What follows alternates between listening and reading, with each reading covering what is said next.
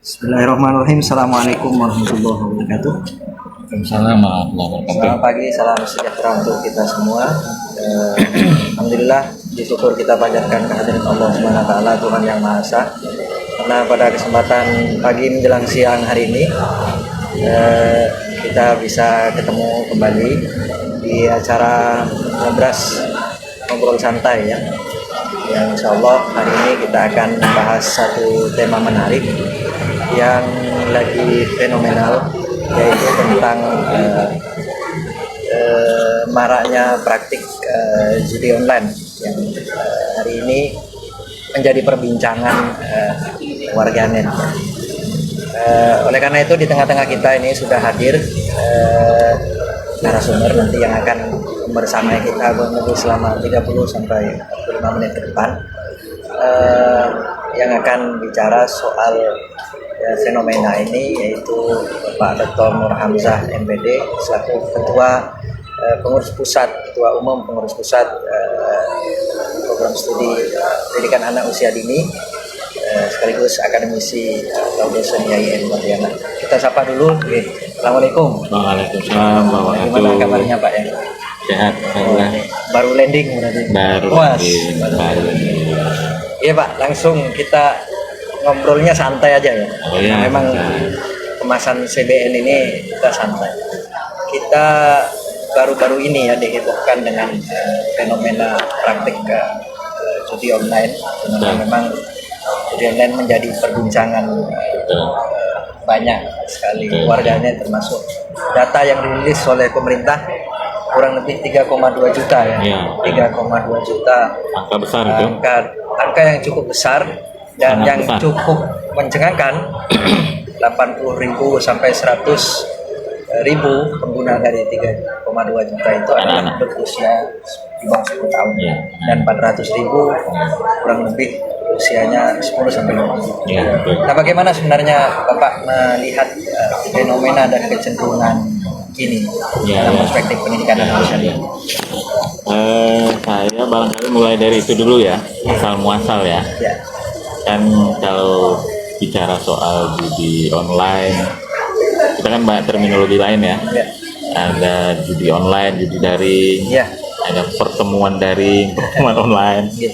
Kemudian ada pinjol, Ya. pinjaman online, pinjaman daring, macam-macam sekarang ini. Dan itu terfasilitasi oleh teknologi. Teknologi. Jadi hari ini memang kita tidak bisa menghindari modernitas. Dan kalau bicara soal modernitas, maka ada dua sisi. Ya, Jadi satu sisi positif bahwa memang modernitas itu menguntungkan manusia, masyarakat, ya. membawa kemudahan, akses. Kalau dalam istilah ya serap ambil pilihan itu kan dunia yang dilipat ya. Dunia yang dilipat, betul. Bukunya ya. Iya, iya. Di situ ya serap ambil pilihan kita banyak soal sisi positif modernitas, misalkan orang mudah mengakses wilayah, tempat, dunia yang dimanfaatkan, Ya. gitu ya kan. Seperti yang kita hari ini online ya. Jadi kita online berdua, tapi yang menyaksikan bisa banyak orang ya kan, Banyak di orang. belahan dunia mana kan, Betul. terfasilitasi oleh teknologi modern.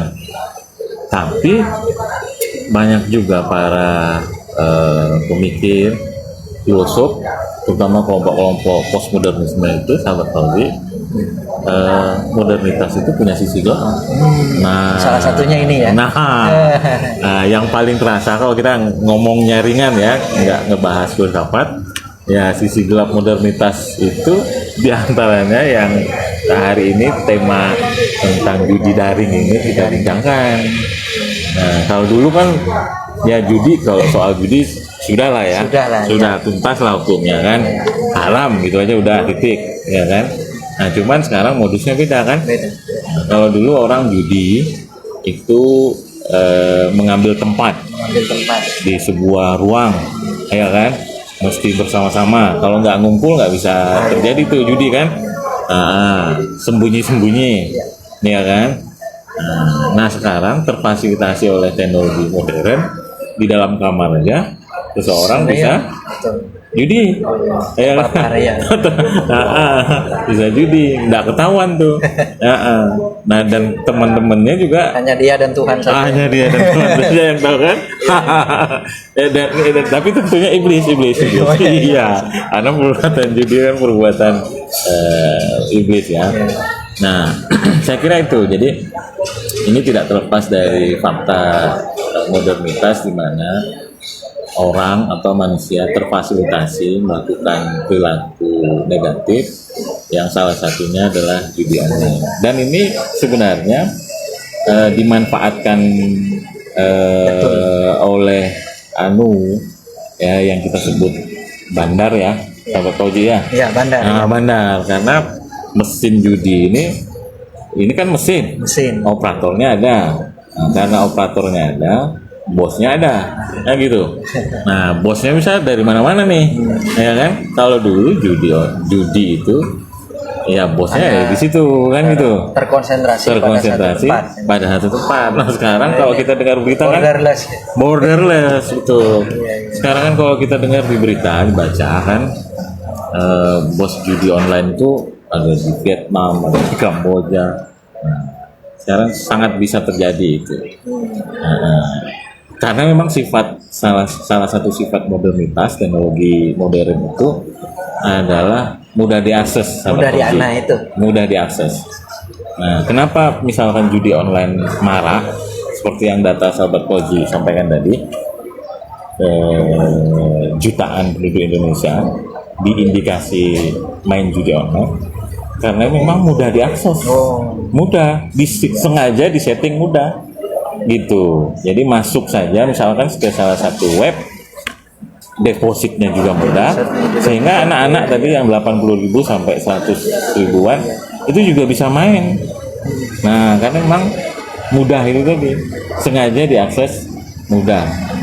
Ngedeposit uangnya juga mudah. Nah, kira-kira gitu, sahabat Fauzi. Tadi kalau kita bicara tentang yaitu tadi kan memang tidak bisa kita pungkiri Pak ya. Salah satu tantangan modernitas termasuk yaitu tadi lah efek dari modernitas, efek dari perkembangan teknologi salah satunya adalah mudahnya mengakses sesuatu, baik itu yang positif maupun yang negatif. Nah, ya yang negatif ya kita tahu salah satunya itu tadi kan judi online ini. Nah, menurut Bapak sebenarnya selain itu tadi aspek kemudahan akses, mungkin ada juga faktor-faktor lain gitu ya yang memang menyebabkan kok praktek-praktek judi online seperti ini, meskipun kadang kita yang berakal mestinya tahu lah gitu kan, karena kemudian turunannya ini sangat-sangat berbahaya. Tapi kok masih banyak gitu orang yang terpapar. Jadi gini, yang pertama tadi kan memang teknologi memfasilitasi orang, memudahkan orang, dan termasuk aplikasi atau saya nggak ngerti apa namanya ya, platform ini memang sangat mudah, selalu muncul, bisa diakses gitu ya, sehingga semua orang bisa gitu ya, jadi nggak perlu skill khusus. Kalau yang lain-lain kan teknologi digital barangkali seperti sahabat Fauzi ini yang punya rumah produksi TV online ini kan, TV cyber ini kan perlu skill khusus ya, belajar ini belajar itu. Tapi kalau berjudi secara online tidak perlu skill khusus sahabat Fauzi, hanya cukup masuk, klik, terhubung, main, udah gitu aja. Itu satu penyebab yang pertama. Kemudian penyebab yang kedua, ini agak akademik sedikit ya, boleh ya? Boleh. Bapak. Jadi di tubuh kita itu ada namanya hormon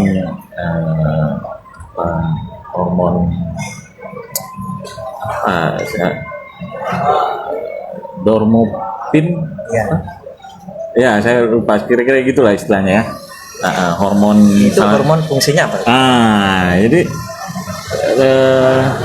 hormon ini fungsinya ini sahabat Fauzi,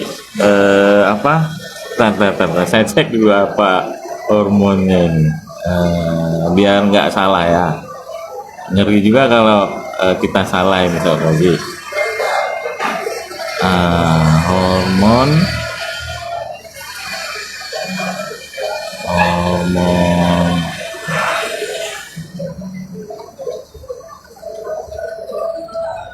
Hormon Sahabat Fauzi, hormon dopamin. Dopamin. Jadi hormon dopamin ini jadi hormon yang menstimulus seseorang atau individu untuk selalu mendapatkan reward. Nah, dan itu sangat alamiah kan? Ya kan? Misalkan kayak sekarang kita hormon dopamin saya ini terdorong ini. Jadi setelah kita podcast ini saya dapat honor nih. Ya, itu sangat hormonal. Betul. Karena setelah melaksanakan sesuatu dorongannya, stimulusnya secara hormonal dapat reward. Dan Orang itu kan mungkin senang dipuji kan? betul. Sahabat Fauzi orangnya cerdas, hafiz Quran, kemudian melek teknologi. Nggak ada manusia yang nggak senang dipuji, dan itu sangat natural, sangat manusiawi karena itu hormonal. Jadi termasuk soal judi online ini. Jadi dorongan hormon dopamin ini mendorong seseorang untuk mendapatkan reward. Karena kan di judi online kan para penjudi kan dikasih reward tuh. Rewardnya apa? Menang, ya kan? Kayaknya ada bahasa menang kecanduan, kalah penasaran. Nah, gitu. Menang kecanduan, kalah penasaran. Karena yang didorong oleh digital platform ini adalah supaya stimulus hormon dopaminnya itu naik gitu ya. Jadi digital platformnya memang diskemakan main awal-awal itu kan mudah gitu ya kan. Gampang memainkannya, kemudian dapat rewardnya juga sahabat Fauzi itu kan di luar dari batas. Kenapa di luar dari batas? Nah, alasan yang kedua, manusia itu punya dorongan hormonal juga sahabat Fauzi akan mengeluarkan sesuatu yang berharga untuk mendapatkan sesuatu yang berharga yang lebih besar. Kayak dalil ekonomi itu keluar modal 100 dapat untung 1000. Nah, judi online kan gitu tuh. Nah, dan itu sangat manusiawi, sangat hormonal. Jadi orang menginvestasikan kapitalnya, misalkan deposit 50.000, ya kan? Nanti menangnya bisa sampai 1 juta, 5 juta, dan itu dibaca Ya. Apalagi sama algoritma betul. Dan itu memang sudah di skema sedemikian rupa supaya yang main judi awal-awal itu ya kan dapat reward itu, karena memang hormonnya manusia, naturalnya manusia, lumrahnya itu seperti itu, ada dorongan untuk mendapatkan reward, kemudian ada dorongan secara hormonal juga menginvestasikan sesuatu yang berharga untuk mendapatkan sesuatu yang berharga yang lebih besar. Nah, itu. Jadi mereka memanfaatkan sisi-sisi yang kemanusiaan, sisi-sisi alamiah sebenarnya. sangat alamiah. Mana ada manusia yang nggak mau dikasih reward atau penghargaan kan? Justru bermasalah kalau kita manusia nggak punya sisi itu. Iya, kira-kira gitu. Baik, Pak. Menarik.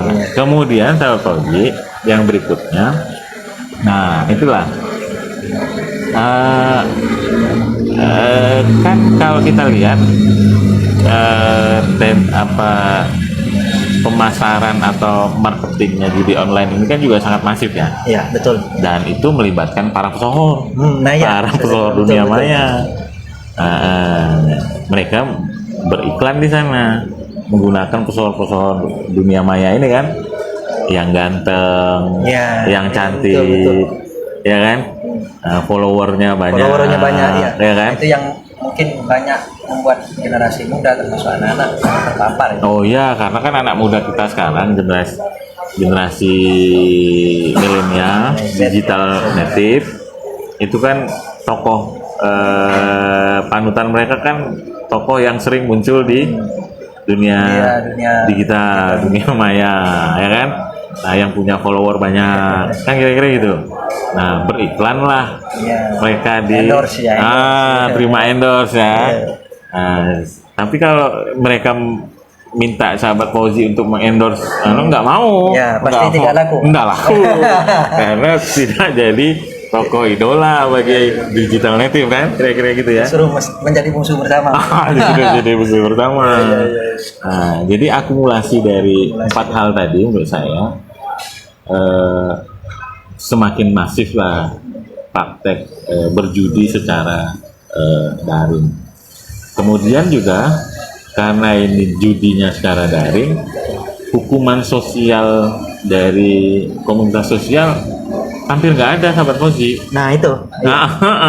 Karena nggak ketahuan. Siapa yang tahu? Gitu. Nah, siapa yang tahu kan? Paling ketahuannya kalau sudah banyak hutang. Gitu. Kalau sudah banyak hutang, ya kan? Nah, itu kita bicara soal akibat atau resiko dari perilaku berjudi selama secara masih daring. bisa terkondisikan. Tetapi, sahabat Fauzi, apa namanya bermain judi ini tidak ada istilah terkondisikan. Saya sudah baca beberapa artikel. Nah, ini menarik. Saya sudah baca beberapa artikel. Ya samalah kayak pepatah tua dulu, ya kan? Tidak ada ceritanya orang kaya dari berjudi itu, ya kan? Ya, betul. Nah sekarang di riset orang, ditulis di dalam jurnal, dipublikasi. Jadi hanya sekian persen saja dari para penjudi itu yang memang bisa terakumulasi modalnya. Jadi selebihnya itu yang untung adalah bandar. Dan itu dari dulu sampai sekarang sama. Dari dulu sampai sekarang sama. Sekarang platformnya aja beda. Kalau dulu luring mengambil ruang dan tempat, ya kan? Nah, sekarang mengambil dari bandar nggak perlu sewa tempat. Nggak perlu, malah lebih banyak untungnya kan. Tapi nggak tahu kalau misalkan dia setor juga, Ji. Bisa jadi. Saya nggak masuk wilayah itu ya. Nah, ngeri-ngeri sudah. Tapi kita bicara soal itu aja lah ya. Bicara soal ya karena kita berempati juga lah kan ya dengan kondisi bangsa ini kan ya. Iya betul. Karena saya lihat memang sempat viral, booming, ya kan? Presiden. Dan termasuk top se-Asia Tenggara kan? Bukan top se-Asia Tenggara, sama Fauzi. Data saya menunjukkan kita nomor 1. Nomor 1 ya. Sedunia. Berapa tadi jumlahnya? 3,2 juta. 3,2 juta itu adalah angka nomor 1 penjudi secara daring. Dan itu tercatat di PPATK. Malah yang miris adalah nilai transaksinya itu saya 600 triliun lebih. Bisa bangun IKN. Nggak usah bangun IKN dulu, bayarin utang yang karena penjudi online tadi loh. Iya. Jadi angka 600 triliun lebih itu angka yang sangat fantastis, yang itu angkanya menyalip transaksi mencurigakan yang lain, ya kan? Apa itu? Termasuk yang 271 itu. Iya. Termasuk. Iya. Jadi kan ada angka-angka yang mencurigakan ya, bahasa PPATK ya. Yang pertama adalah kasus pidana, kemudian kasus korupsi ya, pencucian uang segala macam. Jadi dana mencurigakan dari kasus korupsi, tindak pidana itu terlampaui oleh transaksi seperti online dan mengerikan. Tahun 2023 itu saya cari datanya, itu hanya kurang sedikit 400 triliun kalau Fauzi. 1 tahun 2023. Tapi 1 semester 2024 angkanya sudah 600 triliun lebih. Bayangkan itu, kalau misalkan angka 600 triliun lebih ini kita investasikan untuk modal pembangunan apa gitu ya, kan banyak jadinya tuh. Tapi itu dibuat untuk judi, ngeri kan? Iya, mengerikan. Oh, ngeri. Jadi makanya kita bicarakan ini kan salah satunya kita berusaha untuk mengedukasi masyarakat dan memunculkan awareness Ya, masyarakat tentang pentingnya kita mendeteksi dini yang menanggulangi fenomena. betul. Mungkin pertanyaan selanjutnya tadi kalau kita bicara data ini kan yang banyak terpapar itu tadi generasi Z ya, generasi anak-anak, generasi kita tahu lah generasi ini kan adalah generasi emas. Lalu kemudian generasi ini justru menjadi sasaran empuk. Praktik-praktik seperti ini kan menjadi salah satu keprihatinan. Nah, bagaimana sebenarnya Bapak melihat fenomena ini sebagai dalam kacamata pendidikan, termasuk juga bagaimana itu ya peran orang tua, pendidikan dalam hal memberikan entah batasan atau apalah tentang bahaya ini, terutama bagi generasi kita ke depan. Ya, kalau sesuai dengan basic keilmuan saya, memang yang paling mengkhawatirkan itu adalah bahwa angka 80.000 lebih itu sampai hampir 100.000 lebih itu diindikasikan anak-anak yang 10 tahun ke bawah itu bermain judi secara daring. Dan itu angka yang sangat besar dan krisis menurut saya, sudah sebuah keadaan darurat ya. Kenapa demikian? Yang seharusnya digital platform itu adalah media untuk mereka belajar ya kan, untuk mengembangkan potensi, tetapi kemudian menjadi terfasilitasi untuk melaksanakan perilaku negatif berjudi. Karena kalau berjudi ini sama seperti yang lain Sobat Roji, ada sampai fase adiksinya, kecanduan, termasuk game online lah ya, termasuk game online ya. Dan di situ awalnya nah, kalau mulai dari usia dini atau di bawah 10 tahun ini sudah adiksi judi online, maka perilaku-perilaku yang lain sebagai efek dominonya juga akan muncul.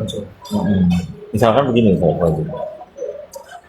orang yang udah adiksi game online itu mereka akan punya orientasi hidup yang berbeda dengan orientasi hidup orang normal. Ya kan gitu tuh. Gitu kan. Ya misalkan gini, kalau kita yang nggak adiksi, kan kita punya secara subjektif punya orientasi hidup sendiri ya. Misalnya sahabat Fauzi ingin menjadi kiai online yang punya media gitu. Kira-kira gitu kan ya. Kalau saya sebagai seorang akademisi ingin bermanfaat ilmunya, terdistribusi pikiran-pikirannya kan gitu. Itu kan soal orientasi hidup ya.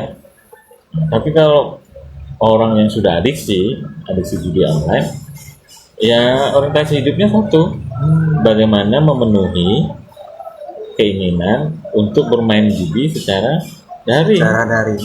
Udah itu aja. Ya kan sama kayak orang adiksi narkoba, satu aja keinginan hidupnya kan, hidupnya seluruhnya diorientasikan supaya bisa memakai narkoba, sama kayak judi online. Jadi nggak bisa nggak main judi online dalam sehari misalnya gitu kan ya. Nah, ada beberapa riset kecil gitu. Misalkan mahasiswa. Jadi mahasiswa yang sudah adiksi game online itu di mana tempat bisa melakukan game online, termasuk saat dosen ngajar. Ada praktek gitu. Ada, dan itu jelas katanya. Saya menjadi pembimbing yang judul skripsinya tentang adiksi bermain game online. Jadi ketemu itu datanya saat perkuliahan, di sela-sela waktu, nyuri waktu, dosen menjelaskan atau teman presentasi, dia ngegame. Nah, saat akan sambil nunggu giliran bimbing, ngegame online dulu dia. Saat di kantin, ngegame online. Saat perpustakaan, ngegame online. Apalagi misalkan di kafe-kafe, soalnya kan anak-anak tuh sering nongkrong di kafe ya. Nah, kemudian yang kedua, kalau sudah adiksi judi online, itu apa lifestyle-nya juga sudah berubah, bisa berbagi gaya hidup. Orang yang sudah adiksi judi online, pasti dia nggak memperhatikan gaya hidup positif kan? Ya. Hidup nggak sehat, Nggak sehat. ya kan? Tidur Tidur malam, malam, begadang, ya kan? Nah, sampai pagi itu sampai biasanya. pagi itu. Mabar sampai pagi. Nah, kira-kira gitu kan? Kan udah nggak sehat tuh gaya hidup seperti itu. Kemudian secara sosial, Saya lebih tertutup. oh lebih Dia asik tertutup. dengan dunia ini. Nah, dia akan bukan komunitas sosial yang mengisolasi mereka, tapi diri mereka sendiri, Mengisolasi diri mereka sendiri. Karena apa? Karena mereka sudah membuat komunitas sosial sendiri, komunitas virtual. komunitas virtual sesama penjudi daring. Nah, dan masih banyak lagi akibat-akibat judi online. Dan kalau misalkan itu sudah terpapar pada anak-anak Indonesia sejak dini, tidak gampang untuk mengubah lifestyle ketika saat mereka remaja, dewasa, dan tua. Karena dalam kajian keilmuan saya, masa pembentukan, masa fondasi kehidupan itu ya saat 0 sampai 8 tahun itu, kira-kira gitu. Kalau sudah jadi fondasinya, ya Sulit untuk. berat, sangat berat. Apalagi tidak semua orang tua aware tentang dunia teknologi begini. Ya itu. Dipikirnya di dalam kamar tuh ya paling belajar. Ya. Karena memang beda level generasi tuh sama Kobi ya kan. Orang-orang tua mereka paling generasi X, ya. Nah, baby boomers, nggak ngerti tuh mereka kasus-kasus yang seperti itu.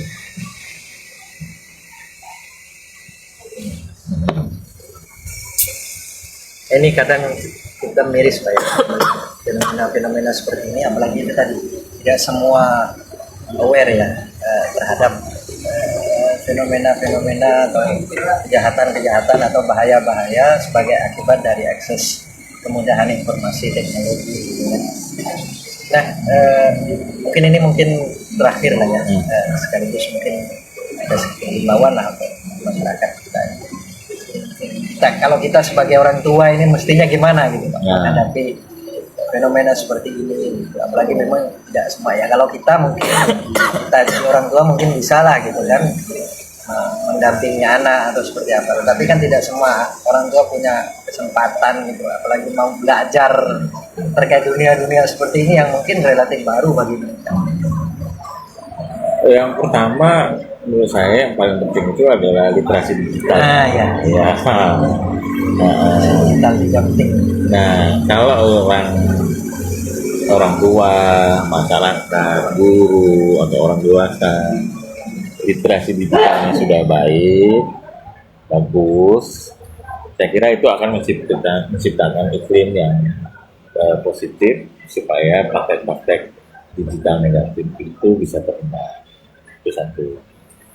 Kemudian yang kedua, tentunya memang dukungan keluarga. Jadi kita tidak bisa membantah bahwa anak lahir tahun sekian, mereka memang lahir pada generasi yang sangat embodied dengan praktek digital ya. Makanya salah satu istilah bagi kelompok mereka ini digital native ya.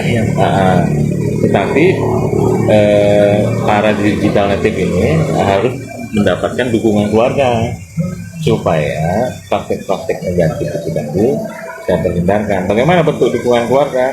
Tentu saja keluarga harus buat aturan. Kapan waktunya mengakses dan menggunakan teknologi gawai gitu ya. Kemudian apa saja yang boleh atau tidak boleh diakses gitu kan ya. Dan aturan itu harus aturan bersama. Aturan bersama. Yang jangan sampai nyuruh anaknya jangan main HP tapi emaknya main HP gitu maksud saya gitu. Jadi karena aturan bersama harus disepakati bersama, dilaksanakan bersama. Untuk tidak mengakses gawai itu mustahil. Ya kan? Mustahil. Kemudian yang berikutnya tentu akuntabilitas, jadi tanggung jawab personal. Jadi maksud saya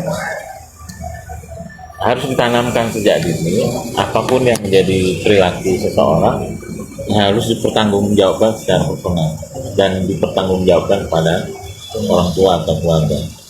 Misalkan apa? Mengakses, ya.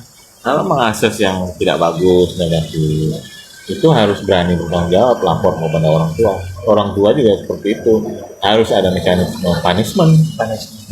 Nggak boleh hanya reward saja, gitu. Dan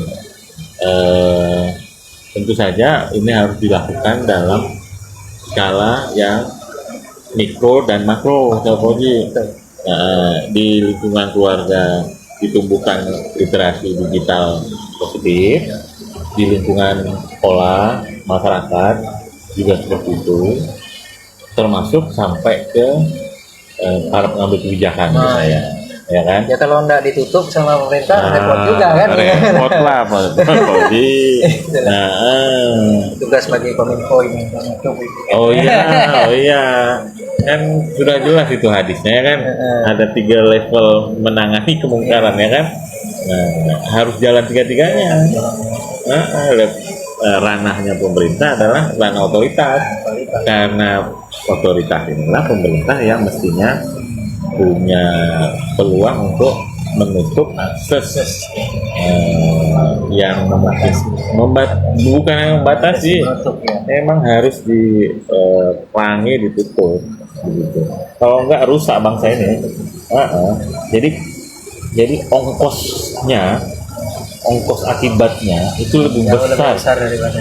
Iya, bayangkan sahabat Fauzi ya, kan kemarin ada berita itu kan ya, soal seorang istri, ya kan, yang membakar suaminya kan, polusi lagi. Ya parah, oknum gitu kan kira-kira ya. Nah, itu kan bukan hanya persoalan kehilangan nyawa ya kan, tetapi seorang istri yang kehilangan suaminya, ya kan Pak Ji? Iya. 3 orang anak yang kehilangan sosok ayah. Banyak. Kehilangan suami, kehilangan ayah, orang tua, itu ongkos sosial, ongkos psikologisnya itu tak terhitung Pak Ji. Traumanya ngeri. Iya. Jadi kalau misalkan kita kemarin ada bencana tsunami Aceh yang 100.000 lebih jiwa meninggal kan, kalau ini 3,2 juta sebagai penjudi, itu ongkos sosial dan psikologisnya yang terakumulasi sebenarnya justru lebih besar yang bakal diterima. Ya kan, misalkan itu tadi ya, data kita ya, kan 3,2 juta itu kan semua profesi sahabat Fauzi. Iya kan. Semua profesi ya. Yang entah itu benar atau enggak, itu 1.000 DPR dan DPRD katanya kan terpapar.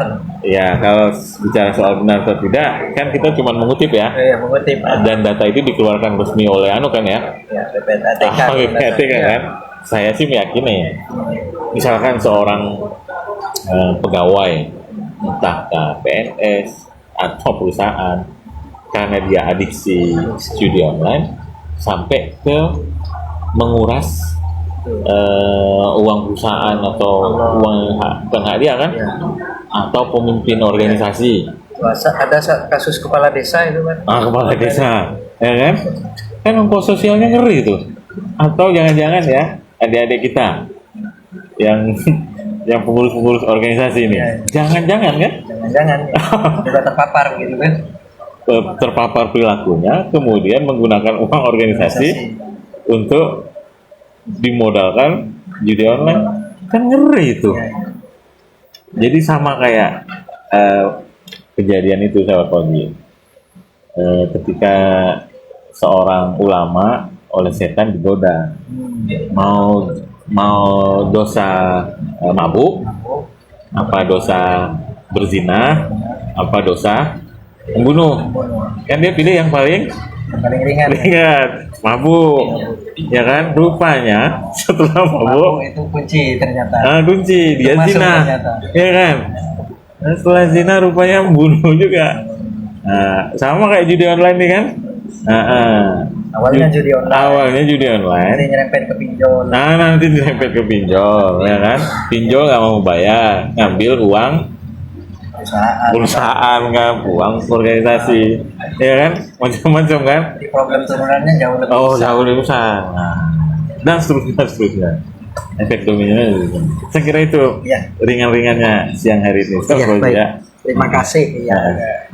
Diskusi kita ini cukup menarik dan mudah-mudahan ini bisa menjadi ya satu bahan edukasi buat masyarakat. Amin. Penonton saya lihat tadi kurang lebih belasan ribu. Alhamdulillah.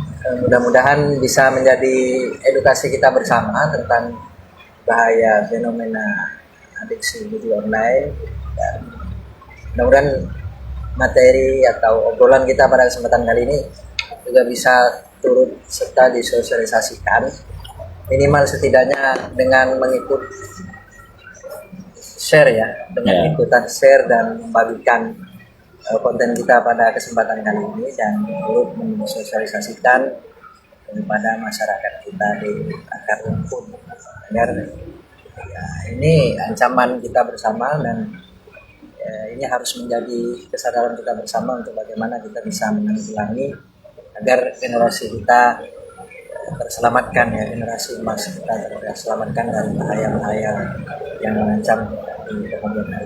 Saya terima kasih Pak. Sama-sama. Hanya air putih. Itu pun ngambil sendiri tadi kan. Tapi saya yakin air putih dari sahabat Fauzi ini barokah. Titisan ulamanya. Amin. Terima kasih sudah bergabung dan ikutan ngobrol juga bersama kita di podcast atau ngobras CBN Media Official. Jangan lupa saksikan terus konten-konten atau obrolan-obrolan santai kita selanjutnya dengan tema-tema yang menarik. Saya selaku host mohon maaf yang sebesar-besarnya. Terima kasih. Assalamualaikum warahmatullahi wabarakatuh. Waalaikumsalam warahmatullahi wabarakatuh.